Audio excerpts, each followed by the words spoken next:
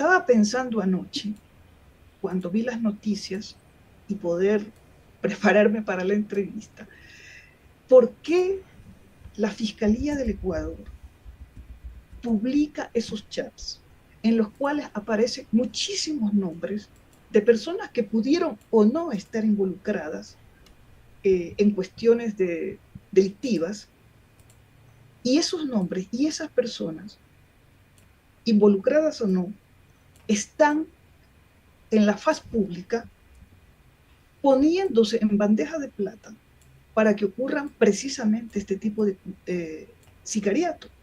Entre otras razones, porque es una investigación en curso de la Fiscalía.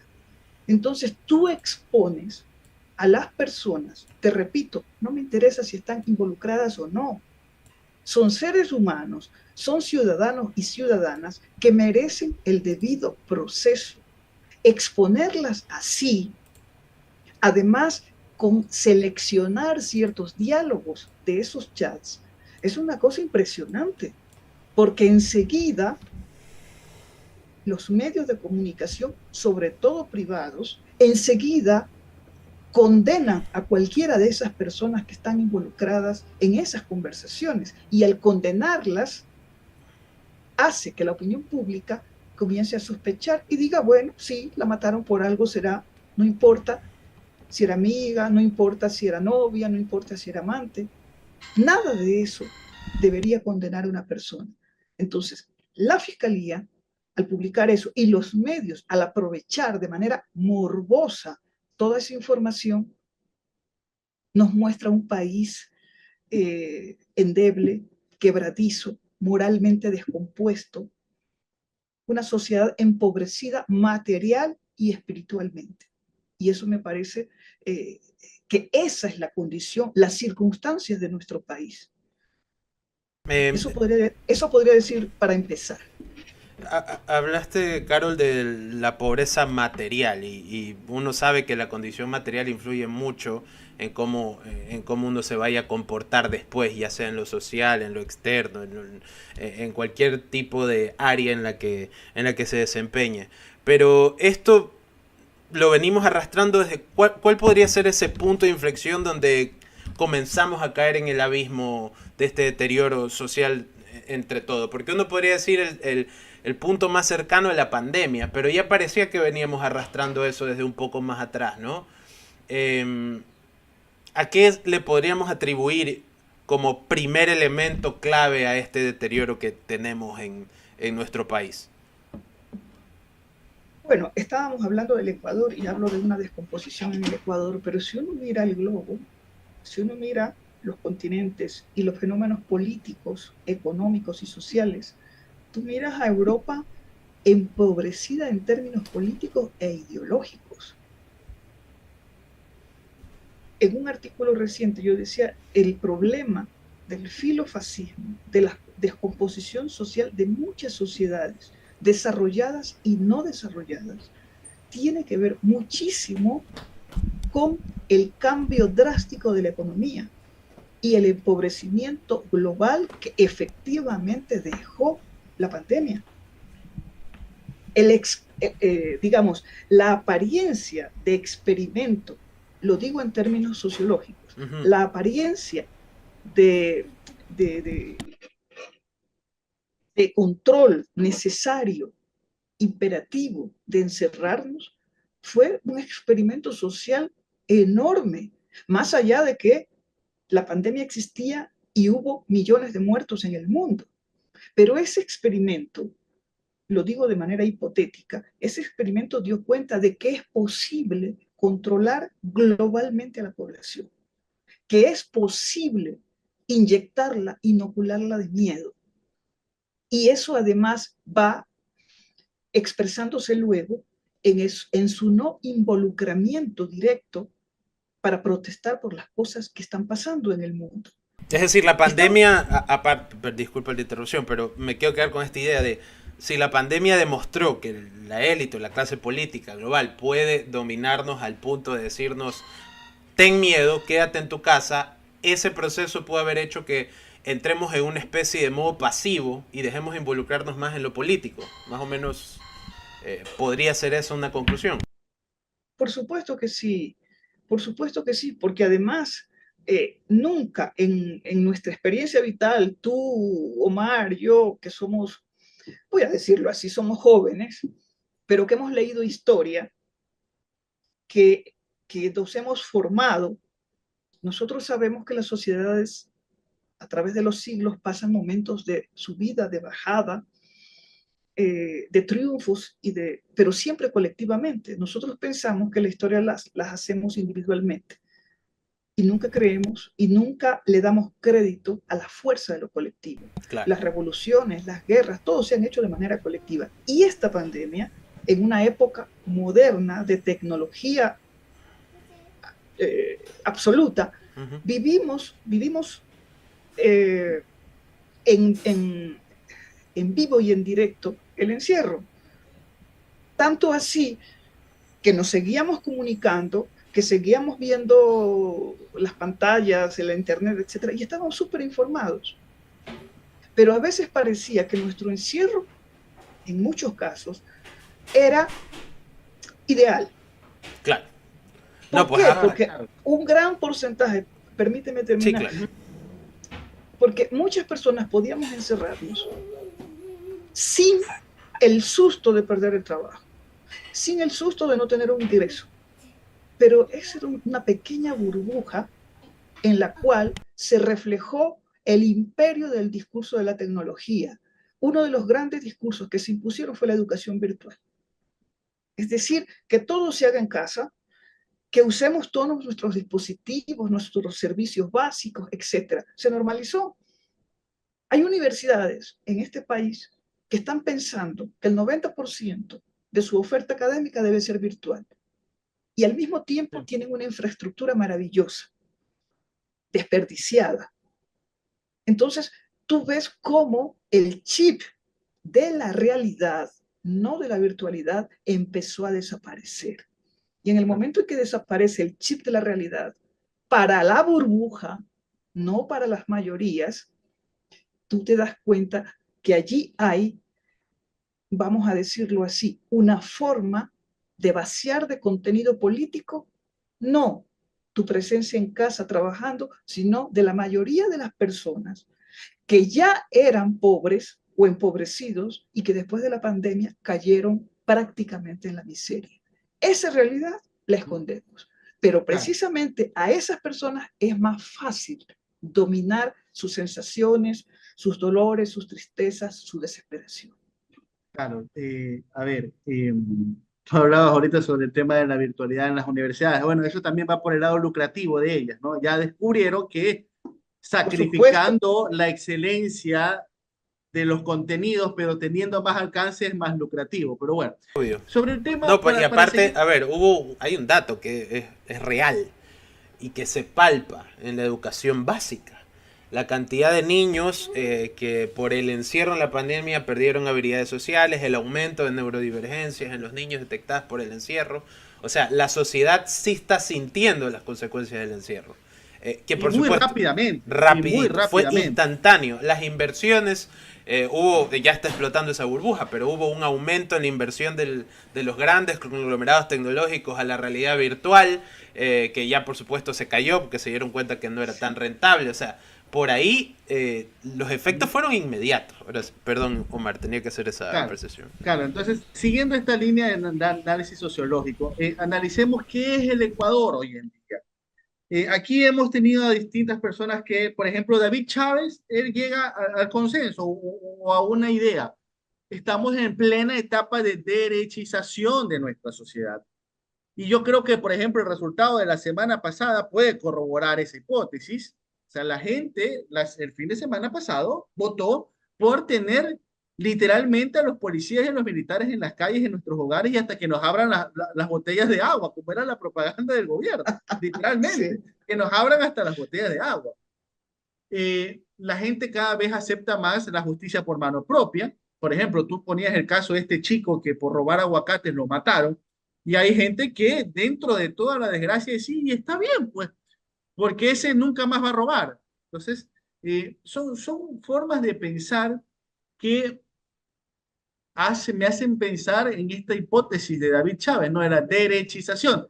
Y este fin de semana, por ejemplo, en Argentina, reapareció Cristina Fernández y tuvo con un discurso y tuvo bastantes similitudes con esta teoría de la clase media, ¿no? La clase media que no quiere ser clase baja y sueña con ser con clase alta, pero nunca llegará a ser clase alta y lo más probable es que termine siendo clase baja. Pero viene el ciclo de la clase media, ¿no? La clase media se une a la clase popular cuando ya estamos en un punto de crisis, luego esa clase media vuelve a ser clase media y no le gusta lo popular y quiere y apoya a las élites y las élites lo vuelven a hundir. Entonces es un círculo vicioso. La pregunta es, Correcto. ¿en qué parte de ese círculo vicioso estamos actualmente en Ecuador? Eh, Habían dos autores, sociólogos, Rafael Quintero y Erika Silva, que hace varias décadas decían que el Ecuador es una nación en ciernes. Todavía. Y pareciera que ahora estamos en un narcoestado en ciernes. Y eso es preocupante por varias cosas. Primero porque, Omar, el Estado está tan desacreditado. El regreso de ese neoliberalismo tecnologizado, filofascista, nos lleva a pensar en esa derechización.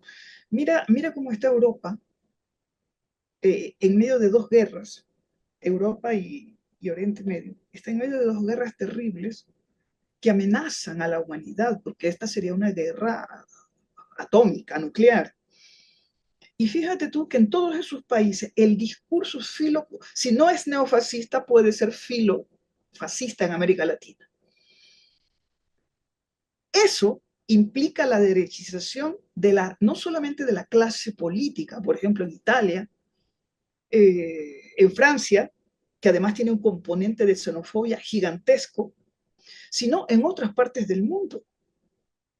Y pareciera que en los propios años, estos son los años 20 del siglo XXI, en los años 20 del siglo XX floreció el fascismo. O sea, 100 años después, la derechización con otras condiciones, pero que no deja de ser neoconservadurismo. ¿Sabes cuándo sucede? Y eso creo que todos Una lo sabemos. derechización light, se podría decir. No, porque si es filofascista no es light. No, no es muy light, que digamos. No es Creo que light. tiene otros matices porque se presenta como un poco más carismática, se presenta a través de medios, de redes sociales, con memes, la ideología. Compensadores y teóricos. Exacto, exacto. Compensadores y teóricos aparecen en los grandes medios. El caso Milei, o sea, es un tipo que es literalmente nace de los medios de comunicación. Yo creo que, pero eso no lo hace light, me parece a mí. Y un detallito, muchos y muchas de las líderes de ese ultraderechismo son mujeres. En Italia es una mujer, en Francia es una mujer, la señora Le Pen.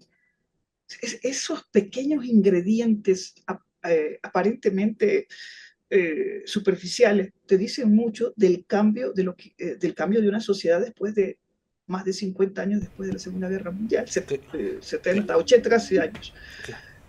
Pero, repito, yo coincido con la tesis de David en el sentido de que la derecha tiene una tendencia globalizante acerca de su propio discurso.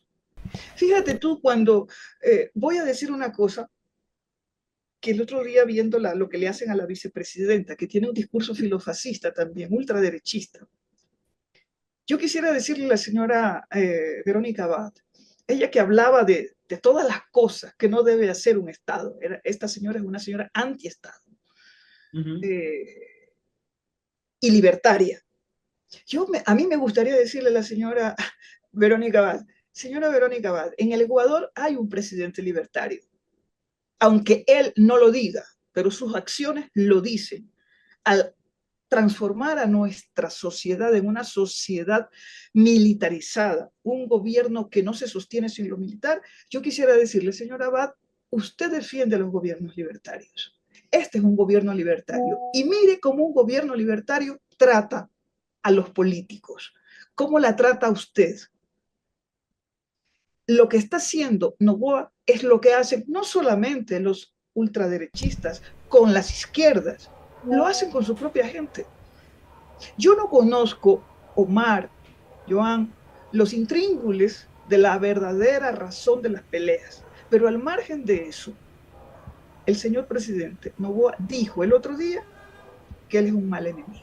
Totalmente, casi amenazante. Decir eso es una muestra de autoritarismo. Si yo tengo poder, lo voy a usar y lo voy a usar como yo quiera, para que se den cuenta de que el que manda soy yo. Además, no porque él sea un presidente legitimado por la población y votado por la población, sino porque además es la expresión moderna del oligarca. Carol, en honor al tiempo, quisiera hacer una última pregunta, que es ¿cómo vemos a la izquierda ecuatoriana para el 2025? ¿Se ve que pueda formarse, armarse bien como para tener una candidatura representativa de verdad? ¿O en este escenario tan complicado es muy difícil que lleguen a puestos de poder? Bueno, cuando uno dice las izquierdas en el Ecuador, es un concepto que se nos va de las manos. Sí. ¿Qué será eso? Si uno mira a la gente del Partido Socialista, ellos fueron parte del Trujillato, fueron parte de lo que destruyó la institucionalidad del país. Tenemos 7 años despreciando y tratando de modificar la Constitución a base de consultas populares. Esa es la izquierda. La izquierda que apoyó el Trujillato, que apoyó a Moreno, esa es la izquierda. Unidad Popular, apoyando a Lazo en contra de los candidatos del progresismo. Esa es la izquierda del Ecuador. A un movimiento como Pachacuti, que está completamente fragmentado, sectores de derecha, sectores de izquierda, pero el que ha triunfado, yo diría, desde el gobierno de Moreno, de Guillermo Lazo. Pachacuti fue también otro aliado de ese gobierno con algunos dirigentes, ¿no? ¿Eso es de izquierda?